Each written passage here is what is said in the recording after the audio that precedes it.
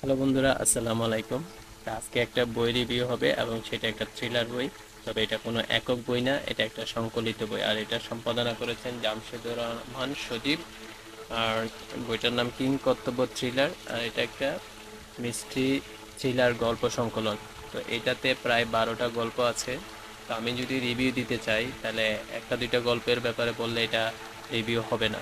আর সবগুলো যদি অ্যাভারেজ বলি, এখানে দারুণ দারুণ সব গল্প আছে।